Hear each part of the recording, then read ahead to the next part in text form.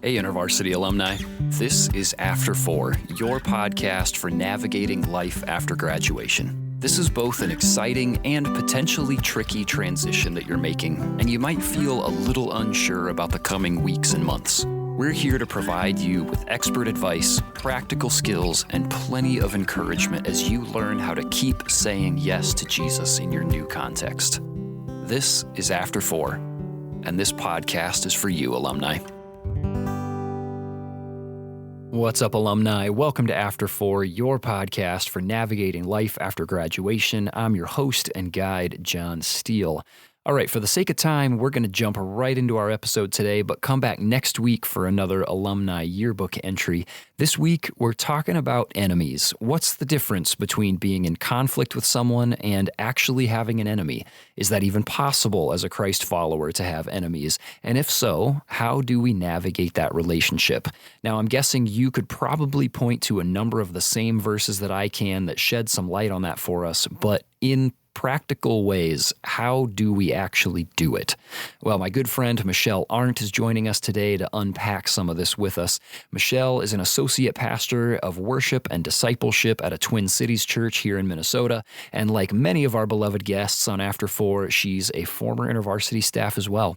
If you don't know her, I'm excited for you to get to meet her and to go on this journey with us as we talk about enemies. So here's Michele, and this one's for you, alumni. Michele, welcome to the podcast. Thanks, John. Great to see you. Yes. Always great to see Jonathan Steele. I feel the same way about Michele Arndt. Let me say, I say this basically every time that a good friend comes on the podcast, which feels like it's more often now than it was in the past, but it is always fun to get to hang out on here and have a conversation with a good old friend. Yeah. So I'm really glad to have you on here today. Thanks for having me. Michele, for those who don't know you, would you just give us a little bit of an introduction and help us get to know you? Sure. Wow, this is always, can she do it in 30 seconds? So I was a communications broadcasting major. I went to Northwestern when it was the University of Northwestern, now University of Northwestern St. Paul. I did not end up in broadcasting. I ended up in the corporate world for a while, but eventually God steered me into ministry. And I landed in ministry first formally with InterVarsity, kind of end of 2009, early 2010. And my time with InterVarsity was just a really rich, beautiful time, not only working with students, but being a part of the staff community. I think I would still put that in the top 2 of communities or seasons that have been the most deeply transformative in my own life and journey as a follower of Jesus. But the fact that you get to work that out while you're doing ministry is pretty wild. And it was because of my time in InterVarsity that I think what emerged was a call to pastoral ministry in the local church. So planted a church with the Evangelical Covenant in 2018. That church tarried along for 4.5 years, almost 5, and we closed at the end of November 2022. And now I serve as the associate pastor of worship and discipleship at Roseville Covenant Church. And I'm coming up on my 1-year mark there, and it's been a fabulous, fabulous place to be. Nice. That's awesome. Mm-hmm. Yes. Mm-hmm. Worship leading, something that you and I both have in common and that we've even gotten to do at least once. I hope it's actually been more than the one time that I can remember. I think it has. But yeah, we've gotten to lead worship together, which is super fun. We should probably make that happen again soon. I think we should. Mm-hmm. I think we should. That would be really great. Especially, I mean, we're not that far away from each other, so that would be a fun time. Yeah. Michele, I'm once again excited that you're here with us today. You are joining us kind of right in the middle of this series that we're doing about navigating conflict. Our alumni in their first year of life after graduation are experiencing all sorts of firsts kind of on their own without their chapter to process through things. And conflict is just one of those inevitable things that you're going to experience. And so our hope is that this series is going to set people up well to be able to navigate conflict when it needs to happen in a way that is healthy and that looks different from how the rest of the world around us is handling conflict these days. And one of the places that we've sort of alluded to from time to time through our series, but have not really dug into, and I'm hoping that we can do that well today, is the concept of enemies, which I'm just going to say, like, as a Jesus follower, I feel like I have trouble even say, like, should we even have enemies? And, and what does that mean? Jesus brings that up. There's several places throughout Scripture. But when that comes along, how should we handle that? Like, what should we do? Sure. And so I gave you a really easy topic to to dig into with me here today. That's great. Nice, light, easy fare on a Friday morning. Let's do it. Yes, exactly. Yeah. Well, maybe, I mean, if it would be helpful, I think maybe just to tug on a few things you already kind of put on the table for us. Yeah. I do think that talking about handling conflict is maybe different from having an enemy. Okay. And so I think conflict is like we disagree about something, or it can be someone did something that was hurtful to another person. Most often unintentionally, and all of a sudden distance starts to grow between two people and you're not sure how to resolve that relationship when there's injury. So I think conflict looks like that. I would assert that how Jesus talks about having enemies sits in a different context. And I do think Jesus assumes we'll have enemies. He doesn't say make enemies. So this is not a martyr thing. Like, you'll really prove that you're spiritual if you understand Jesus in the Sermon on the Mount saying, make enemies. Jesus assumes we'll have them. And then he tells us what to do about that. So I think, navigating conflict, particularly between two believers, has one pathway. And then I think how to have an enemy, which is actually the title of a book I would commend to all of you. If you don't know about Melissa Flora Bixler's book, How to Have an Enemy, excellent resource on that. So great. Just to situate those two things. Yeah, that is really helpful, I think, for us to just say outright, just because you're in conflict with someone does not mean they are your enemy. Those are not the same thing. Right. And it's possible that somebody who could be an enemy maybe is somebody that you haven't even had direct conflict, at least that you're aware. Like, those things are not necessarily happening at the same time. Right. So that is really helpful for you to just lay that out at the beginning, Michelle. Thank you. And so hopefully now that helps us sort of navigate how these things are different and helps us discern a little bit about, is this conflict or is this an enemy situation? Because that changes the way that I navigate this situation with somebody. Very much so.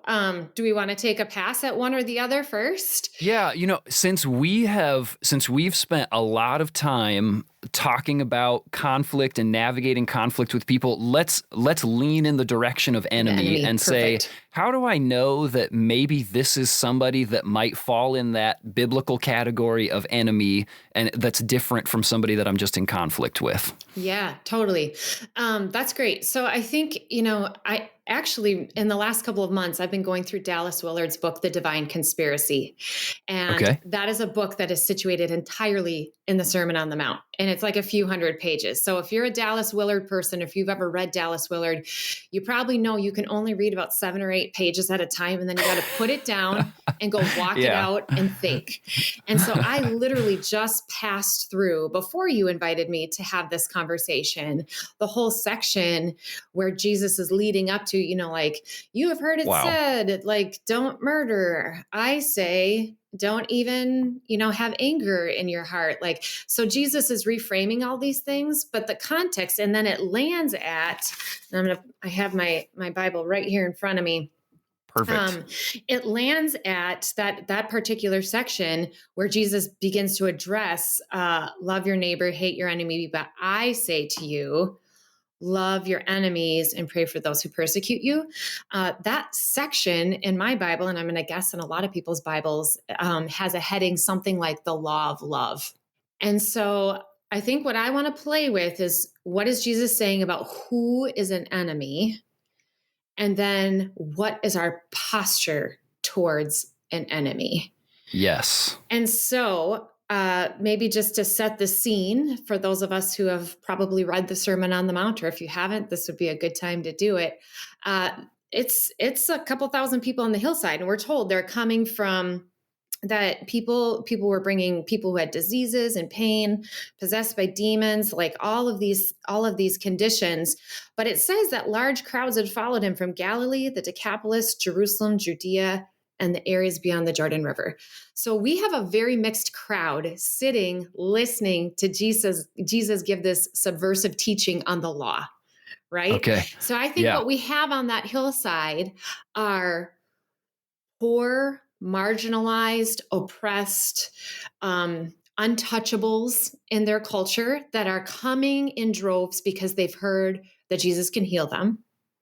Yeah. Then I'm going to guess you've got some people in power. I mean, if they were coming from Jerusalem and they were coming from the Decapolis, you've got some people who have rubbed shoulders with the religious elites and the people in power. And to this mixed crowd, Jesus gives this subversive teaching that lands at, you've heard it said, love your neighbor, hate your enemy. I am saying, love your enemies. So I think an enemy, if I'm reading it right, and I'm gonna borrow from my wise friend Dallas Willard on this, an enemy is not necessarily someone who has an offense against you personally. That feels more like conflict to me. Okay. An enemy, I think, is someone whose heart is turned against the justice and love of Jesus. Oh, okay. I think that might be what Jesus is saying. I think an enemy is someone who sees your desire to live into the love and justice of Jesus as an offense. An enemy is someone who is offended that you are on board with the humble, upside down kingdom love and justice of Jesus. And so that upsets people. That upsets people in power. It upsets people who have other ideas of how the world should be ordered. And that's, I think, where the enemy divide comes in. The enemy is not someone who has necessarily done something wrong to me. The enemy is someone who is opposed to the justice dealing love of Jesus, I think. Yeah, that is so interesting, because even in making that distinction, there's like a humbling experience for me as the person who can oftentimes feel offended by something. Yes. And to sort of make a distinction between, is this an issue of whether or not Jesus is this an issue of Jesus as king and his kingdom, or is this an issue of me, an issue of me and my kingdom? And this is work that I would say, if I had to pick an area of my life that I think God has most deeply used to make me soft and vulnerable and humble, it is the area of conflict and peacemaking and how I thought I was experiencing enemies in my life. And I think what happens is when we make personal injuries or disagreements, or you did something injurious to me, what that does is exactly what you just said. That puts me at the center. And now this is all about self-protection. Instead of saying an enemy is someone who is in danger with regards to their position, to Jesus, who is justice and love. Wow.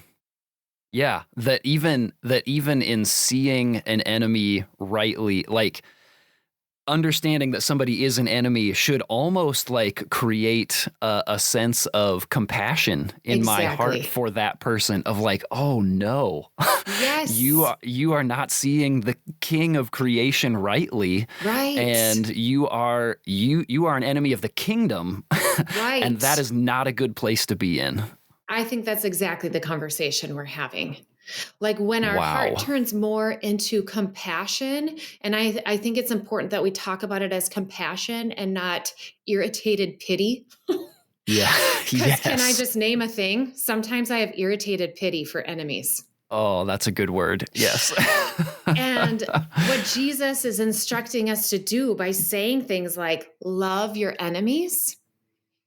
How did Hmm. Jesus love us when we were enemies? He Yeah. poured out his body and blood on a cross to make peace. And he was entirely compassionate towards our plight with regards to our position to him. And so Yes. this is why the Sermon on the Mount is not trite, simple, spiritualized reframing of the 10 commandments. And we just need to, get down to a slightly different heart layer and be a little bit more moral about it. Oh my goodness. When you zoom in like that and give those frames to it, it does just, you said it before, the upside down kingdom.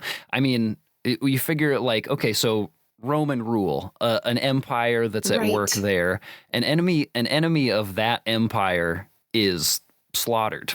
Mm-hmm. Like that is the appropriate response, quote unquote, to an enemy of the empire. Right. But here, the enemy of the kingdom, what you're supposed to do is not slaughter them. What you're supposed to do is pray for them and to Right. love them. And like that is just that's mind blowing.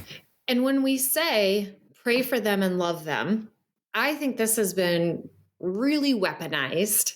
I have another dear friend, mentor, colleague. I don't know how I would classify Matt on many levels. His name is Matt Tebby. He and Ben Sturkey are the co-founders of the Gravity community, which I've been a part of since 2016. Okay. They would be the community that I think just about edges out my InterVarsity. Like they're pretty close in terms of the communities that have deeply shaped how I walk with Jesus.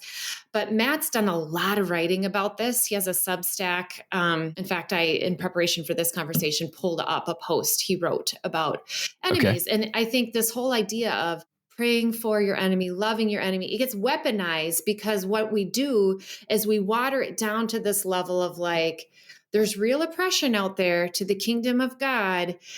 And when we hear the instruction, love your enemy and pray for them, this isn't like, oh, they're there. I know you're out there doing evil and I'm just going to be kind to you. Or this doesn't mean that our love and prayer happens in the absence of righting wrongs. Part of God's justice, like I just taught a class about this at church the other night, that God's justice and love cannot be pulled apart. Wow. So to say love assumes that Jesus has in view that love demands that wrongs be righted, but that we right those wrongs in the right way. And so I think when we come to the level of like, oh, we're hearing like we should just be kind when people are oppressing others. Like, there's a lot of rhetoric in our day. I walk around our new neighborhood now and it's like these street or, yard signs that are like kindness, be kind, be kind. And it's like, that's great if you're a Girl Scout. Yeah, right. However, that's not the remedy to turning an enemy's heart all the way towards Jesus. I'm not saying it's off the table. Kindness is not off the table, but it's not a shallow doormat, minimalized response. Like if I'm just kind, if I'm just a Christian Girl Scout to an enemy, surely they will turn their heart to Jesus. Yeah, there's this term that I learned in my neuropsychology classes, which was necessary but not sufficient. That like parts of the brain are very necessarily tied to particular actions and things that we do, to particular processes, but they're not sufficient because the brain is so like intertwined. And that kindness is necessary, but it is not sufficient. And which is why what Micah 6:8 of act justly, that there is action in this process and not just, well, I'll be kind to you and that will do the trick. It's like, no, that there is actual action for us to do, which, admittedly, I think for many of us is the hardest part of this process is what is the action that comes along with kindness, and where are the moments that maybe kindness takes a backseat to acting rightly. Well, and I think maybe another differentiation is kindness and humility can look the same, but they're not rooted in the same thing. I don't think, this is me externally processing now. I think humility pushes us a little closer to what we were talking about earlier about a posture of compassion. Humility says, I refuse to be angry at someone who isn't seeing the justice dealing love of the kingdom of Jesus. Like what I see is someone who, for whatever reason, is blind to that. And so they're acting in enemy ways because they don't know better. Yeah. Right? Wow. And so humility requires me to have a lot of long-suffering patience with that person. And this is where I think, you included in the kind of our pre-conversation lineup, some different passages like Proverbs talks about it as mine to avenge, says the Lord. We don't take vengeance. We don't take matters into our own hands. Paul tugs on that again in Romans 12. He quotes that exact proverb and that whole section about love sincerely, hate what is evil, cling to what is good. And at the bottom of it, he references that proverb and says, listen, if you take matters into your own hands to try to turn the heart of an enemy towards Jesus, you're probably going to lose another eyeball, and it's probably not going to successfully help the enemy. Only the power of God's intervention in that person's life through love will do the trick. So your job, it does say, if you're, don't take vengeance, leave that to God. And then it does kind of make this passing reference to kindness, but it says it'll heap burning coals on their head. And in other words, what we're saying is we should want at every turn for our humble posture of love that imitates the kind of love Jesus has had for us to be the thing that softens an enemy, so that God can deal with that person. And that's either going to mean that God opens the eyes of the enemy and the enemy sees the kingdom for what it is and no longer sees you as an oppositional threat, or their heart gets hardened all the way, like Pharaoh. And if that happens, then we are best to let God be God and not even entertain the vain notion that somehow our anger, as James says, your anger isn't going to move the needle. It's not, it's really ineffective. Your anger is really ineffective. So it's genuinely a giant waste of your time and energy to get angry. It doesn't mean that we don't have righteous anger about how the acts of enemies hurt others in the world. And I do think Jesus has something to say about that. So maybe we could talk about that a little bit. That doesn't mean that we don't have righteous anger, but we need to have it at the right source. And it's not at the enemy, the person. Right. Wow. I mean, that feels like such a difficult path to walk, because so often it feels like that. I mean, the word that comes to mind is offense. That offense is something that we so often take personally, and that it changes, that it doesn't turn us towards, compassion for this person of, oh my goodness, you're an enemy of the kingdom and this is bad for you. And I want things to be different for you. That so often it is just anger. It is, it's not justice, it's retaliation. That's what I'm pulled towards. Right.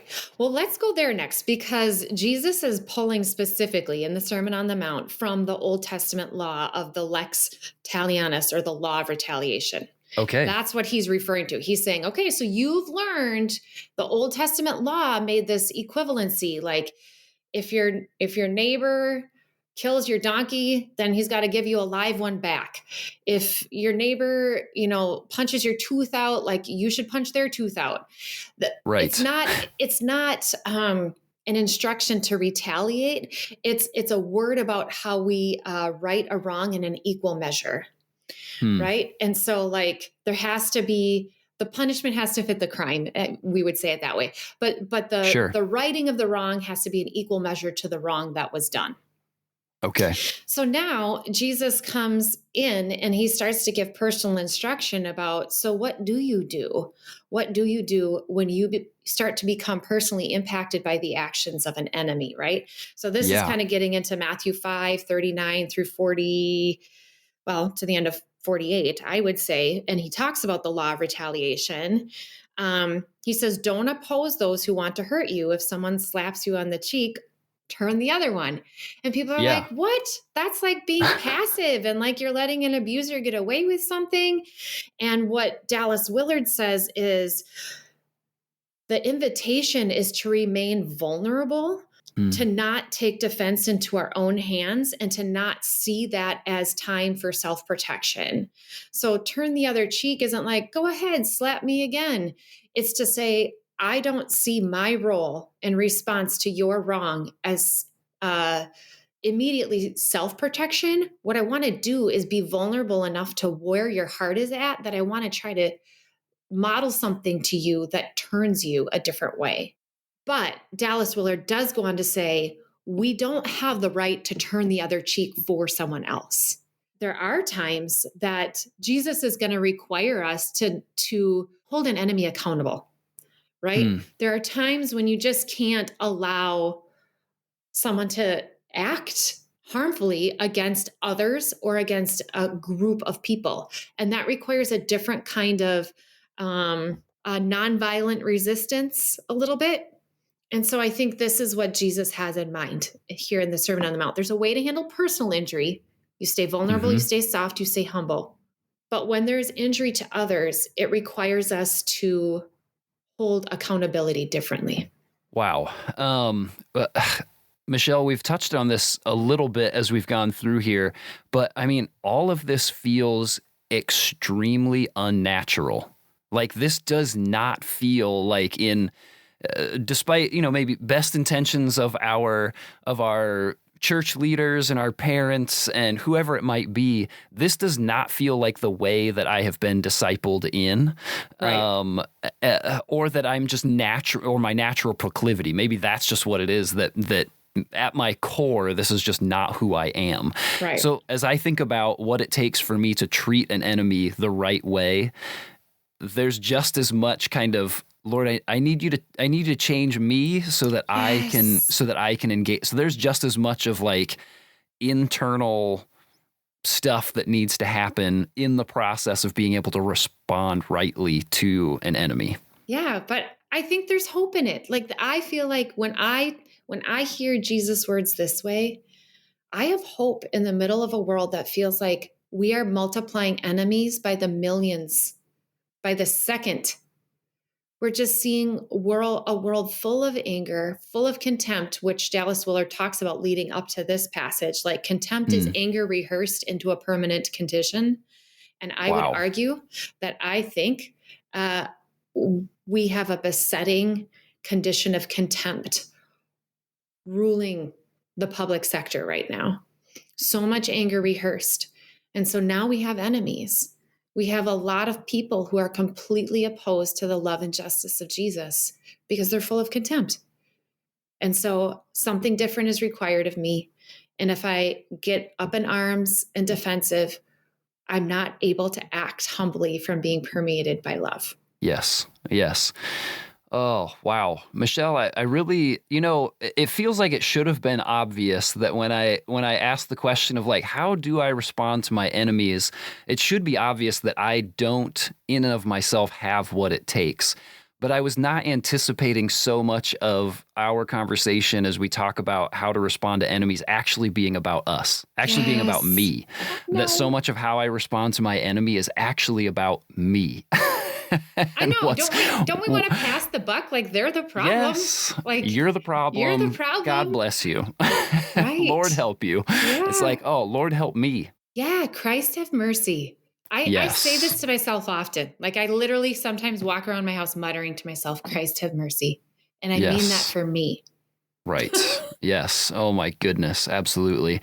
Michele, this is really, everything about this series has been really hard stuff. This is no different. Is there a final piece of like pastoral advice or encouragement that you would give to our alumni who at some point will find themselves not just needing to deal with conflict of personal injury or difference of opinion, but that at some point there will be someone who is antagonistic towards the kingdom of Jesus, somebody who is an enemy?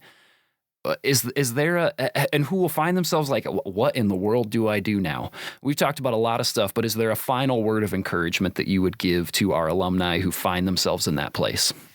I mean, I'll say the first thing that we just spent the last couple of minutes talking about: rehearse love until it permeates you. And always see an enemy in light of the kingdom.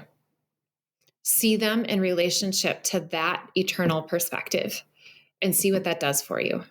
I think those would be my two simplest things, because I think those are the only two things that keep me from like having my heart jump out of my chest and my fists be clenched, ready to punch. Be permeated by love, keep your eye on the kingdom, and see your enemy through those two lenses. That will give us plenty. That'll give us plenty of homework coming away from this to lean into those things. Michele, as people are listening, maybe there are things where like, I wonder what else Michele has to say about different ideas. I know that especially like in the last year or so, probably even longer than that, but in the last year in particular, you've leaned into a lot more writing. And are there places that people can keep engaging with just the thought work that you're doing these days? Yeah. So I did start a Substack a year ago, January. I wrote very regularly on it through last summer. And then weird, like when I started a new job, like my pacing has slowed down. It's not because I don't have I have lots of pieces started. I just haven't finished them. But that is, I mean, there's still a good library of things out there. And part of my hope in that writing space is to sort through things like this. Like, how do we be the people of Jesus in a world and even in the church, like, are we doing this? Are we doing this in a way that actually looks like what we just talked about? We get so focused on the enemies out there that we forget, like, we're supposed to be practicing really well inside our own walls. So my Substack would be a good place. I do hope to start writing a little more regularly here in the next month or so. I've got some things I'm working on. So that's probably the best place. Awesome. We'll make sure to include a link to that Substack in the show notes so people can check it out if they would like to. Yeah. Michele, thank you so much for joining me today. Thanks for taking on this conversation. I appreciate you so much being willing to. This is a vulnerable place to step into because it opens us up to scrutiny. Like, oh, how are you actually doing with these things you talked about? And I will say I have a lot of work to do. I got a lot of work to do internally on this exact topic. I know that I do.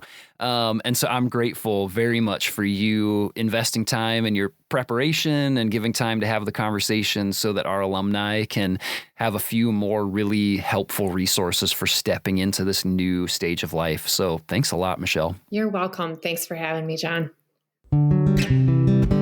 Two big things I'm walking away with after this conversation with Michele. One, I need to be careful who I label as an enemy. Is this someone who stands in opposition to the kingdom of God, to his righteousness and justice? If not, I'm probably just experiencing conflict, in which case, revisit our previous episodes from this series for some helpful tools. My second thought, as I mentioned to Michele, there is so much internal work that needs to happen on this topic, because even if I am correctly identifying an enemy, do I know how to actually treat them? Do I see them through the lens of the kingdom of God, as someone Christ looked at and loved so much that he died for them? Do I see them that way? I'm just going to go ahead and answer for myself and say, probably not. Yes, my enemy needs Christ to work in them as well, but there's a pile of internal work that's needed in me to love my enemy as Christ would. But that's me. What did you learn from our conversation today with Michele? What stood out to you? Send me an email at alumni@intervarsity.org or a DM at After4Pod on Instagram. You can also attach a comment right to the episode if you're listening to Spotify. Let me know what you thought. I'd love to hear from you. Michele, thank you so much for joining us this week. I'm really grateful for how you handled this topic and, of course, for how you brought us back to Jesus as the blueprint for engaging with our enemies. Alumni, come back next week because we're going to take this topic and we're going to put it into the context of a real life story. We're going to be joined by InterVarsity alumnus Brent Campbell, who's going to tell us the story of how he responded when a group of fellow university students hurled insults and even death threats at him while driving around campus one day. I promise we're going to learn something together. Until then, thanks for tuning in, and I will see you in the after, alumni. Hey, thanks so much for joining us today, alumni. If there was anything that you learned, really enjoyed, or that encouraged you from today's episode, would you send us a DM or tag us in a story? We'd love to hear about it. You can find us at After4Pod on Instagram and Facebook. And if you haven't already, take just a second to unlock your phone and subscribe to the podcast. If your platform lets you, leave us a rating and a review. And if you like what we're doing here, share us with your InterVarsity or other post-graduation friends. Thanks again for listening, and I will see you in the after, alumni.